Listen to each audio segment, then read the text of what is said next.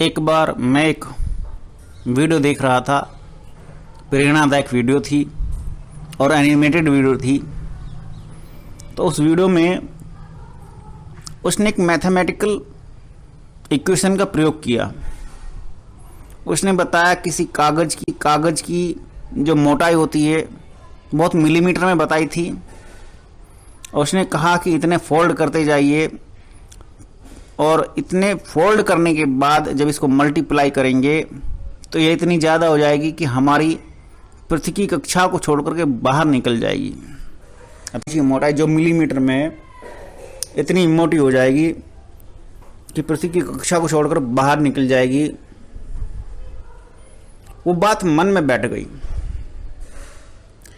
बात किसी और रूप में बैठी, बात इस रूप में बैठी मन में कि अगर आप कोई मैथमेटिकल इक्वेशन लेते हैं जो वास्तविक रूप में संभव नहीं होता, लेकिन गणित उसको समझाता है कि ये संभव है, जो आपके सामने हुआ नहीं है वो हो सकता है, उसको गणित अपनी गणनाओं के आधार पर सिद्ध करता है। जब ये गणनाओं के आधार पर सिद्ध हो जाता है कि यदि आप इस तरह से करेंगे, गणित के फार्मूले के आधार पर काम करेंगे, तो आपको निश्चित रूप से सफलता मिलेगी।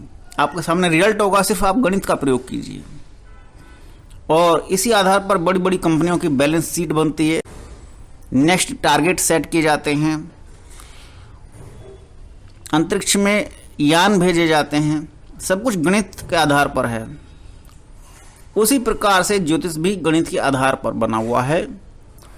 बस आकलन करने का, अध्ययन करने का सभी का ज्ञान और अनुभव अलग है, लेकिन बेसिक गणित ही है। तो जब मन में ये बात बैठ गई तो एक चैप्टर मैंने कभी इंटर क्लास में पढ़ा था, प्रोबेबिलिटी, संभाव्यता एवं शंकाओं का समाधान। प्रोबेबिलिटी के नाम से एक मैथमेटिक्स चैप्टर होता है और कि कितनी संभावनाएं हैं, इसका सांख्यिकी में भी प्रयोग होता है। वर्तमान में डेटा साइंस के रूप में प्रयोग होता है, कंप्यूटर फील्ड में डेटा साइंस के रूप में प्रयोग होता है इस प्रोबेबिलिटी का। और ये प्रोबेबिलिटी अलजेब्रा के रूप में लिखी जाती है, निकाल करके देती है। और ये प्रोबेबिलिटी किसी भी मनुष्य की संभावनाओं को, किसी के अंदर जो गुण छिपे हुए हैं, छिपे हुए सभी के अंदर हैं, किसी के अंदर गुण जो छिपे हुए हैं उनकी मात्राओं को कितना घटाया या बढ़ाया जा सकता है, उस प्रोबेबिलिटी का प्रयोग ध्यान के माध्यम से किया जाता है। और ध्यान के माध्यम से कैसे करते हैं? समझिए आपके सामने एक शराबी बैठा है। शराबी कहता है मैं ध्यान करना चाहता हूँ लेकिन शराब नहीं छूटती। मेरे सामने आते हैं, मेरे पास आते हैं लोग, उनमें से एक ने कहा जी मैं ध्यान शराब पी करके कर सकता हूँ। मैंने उस पर कोई बाउंडेशन नहीं लगाई।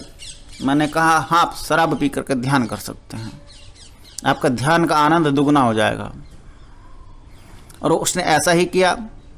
उसने कुछ महीनों उपरांत मुझे कुछ इस प्रकार बताया। उसने कहा ध्यान करने से मेरी कुछ बीमारियां दूर हो गई हैं।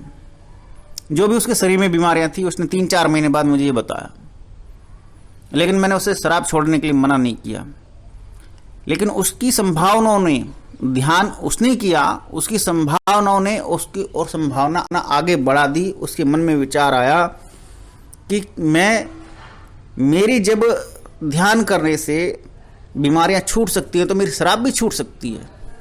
एक बार उसने मुझसे यही बात कही, क्या ध्यान करने से मेरी शराब भी छूट सकती है? मैंने कि आप उसका प्रयोग कितना, ध्यान का प्रयोग कितना करते हैं?